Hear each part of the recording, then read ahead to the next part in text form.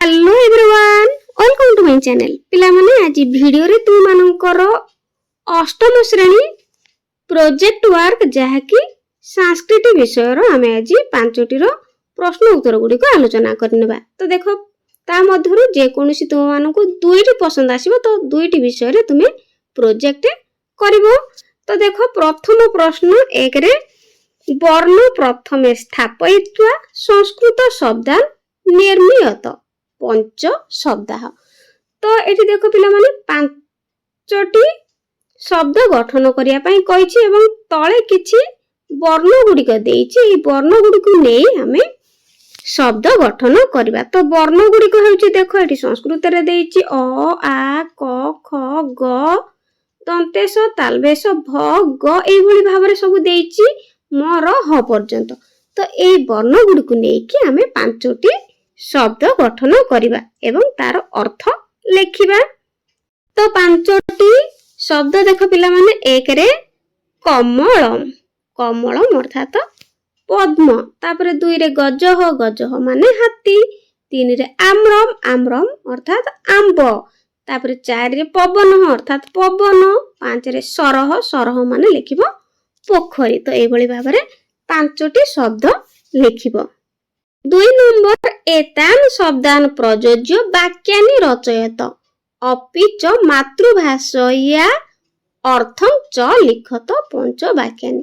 तो एठी तळे दिया जायथिबा शब्द गुडी को नै आमे पांचटी वाक्य रचना करिया, वाक्य गठन करिबा एवं से गुडी कर मातृभाषा रे अर्थ लेखिबा। तो यार उत्तर लेखिबा। एक रे अहम लिखामि अर्थात मु लेखुची, तापरे दुई रे सह गच्छति अर्थात से जाउछि, तापरे तीन रे वयम जानिमह अर्थात आम्भे माने जानुछु, चार रे सा ददाति अर्थात एठी सा एठी स्त्रीलिंग रे तेणु से देउछि, सह मन रखिबो सह हेले पुल्लिंग रे सा हेले स्त्रीलिंग रे। तो तापरे 5 नंबर पॉइंट लेखिया अहम पश्यामि अर्थात मु देखुची। ए भली भाबरे पांचटी वाक्य लेखिबो एवं तार ओडिया रे मध्य अर्थ लेखिबो। 3 नंबर प्रतिदिन प्रयुक्तानां वस्तुनां नामानि लिखित्वा तेषां अर्थं मातृभाषया लिखत। तो 10 वस्तुनां नामानि। तो एठी देइछि तो पिला माने प्रतिदिन व्यवहृत हेउथिबा वस्तु मानकर नाम लेखिबा एवं सेमानंकर तेषाम अर्थ अर्थात सेमानंकर मातृभाषा रे ओडिया रे अर्थ लेखिबा जे कोनोसी 10टी रो। तो एहार उत्तर करिबा।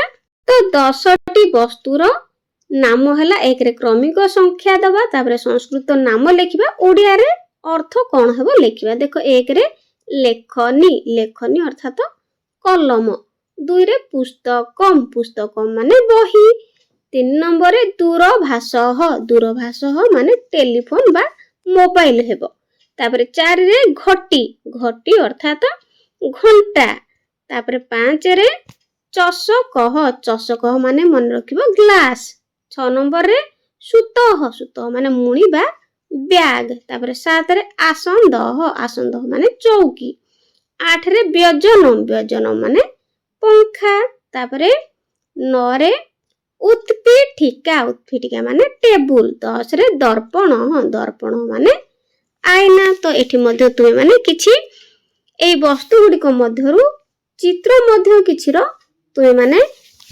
अंकन करि परिबो किंबा निज बही अलगा छोट पिलांकर बहिरु मध्य तुमे माने सठेई परिबो। तो एपरि करले बहुत भलो मार्क आसीबो। 4 नंबर पशु पक्षीनां चित्राणि कृत्वा तेनां नामानि संस्कृते लिखत। तो एठु देइछि जे पशु पक्षी मानकर चित्र अंकन करी कृत्वा माने करी तेसां सेमानकर नाम संस्कृत रे लेख। तो 10टी नाम पशु आ पक्षीकर नाम लेखिबो, ता सहित चित्र मध्य अंकन करिया पई कहिछि। तो एहार उत्तर करिबा। तो एठारे देखो क्रमिक संख्या हमें 10टी नेबा, पशु पक्षी को नाम ओडिया रे नेबा एवं ताको संस्कृत रे कोन कुआ जाय लेखिबा। तो एक रे देखो सिंह ओडिया रे हमें सिंह को संस्कृत रे कुआ जाय सिंह, सिंह तापर एठी तुमे माने गोटे सिंहर चित्र अंकन करिवो किंबा बहिरु काटिकी तुमे माने मध्य लगे पारिबो बा नेट रु मध्य डाउनलोड करि पारिबो। तापर 2 रे हाथी हाथी अर्थात एठी संस्कृत रे कुआ जाय गजह गोटे हाथी रो चित्र करिवो। 3 नंबर रे घोड़ा तापर एठी घोड़ा को संस्कृत रे कुआ जाय अश्वह एठी गोटे घोड़ा रो चित्र अंकन करिवो। तापर 4 नंबर रे देखिबो लिखिबो मयूर मयूर को संस्कृत रे कुआ जाय मयूरह तो एठी गोटे मयूर रो चित्र डाहण पटे करिके लगेइबो। तापर 5 रे काऊ काऊ को संस्कृत रे कुआ जाय काकह एठी गोटे काऊ रो चित्र अंकन करिवो। तापर 6 रे देखो सुआ ओडिया रे कुआ जाय सुआ संस्कृत रे कुआ जाय सुकह एठी गोटे सुआ रो चित्र करिवो। तापर 7 रे बिलेई बिलेई की संस्कृत रे कुआ जाय मार्जारह तो एठी गोटे माजार रो चित्र करिवो। तापर 8 रे कुकुर कुकुर को संस्कृत रे कुआ जाय कुकुरह तो गोटे कुकुर रो चित्र अंकन करिवो। 9 रे बाघ बाघ को व्याघ्रह कुआ जाय गोटे बाघर चित्र अंकन करिवो किंबा काटिके तुमे माने लगेई पारिवो। तापर 10 रे बग बग को संस्कृत रे कुआ जाय बकह तो डाहण पटे गोटे बकर चित्र तुमे माने बहिरे सठेइबो बा बहिरु काटिके तुमे प्रकल्प तयारी करिवो। तो एही भली भाबरे आमे करिले तो निश्चित भाबरे भलो मार्क मिलिबो।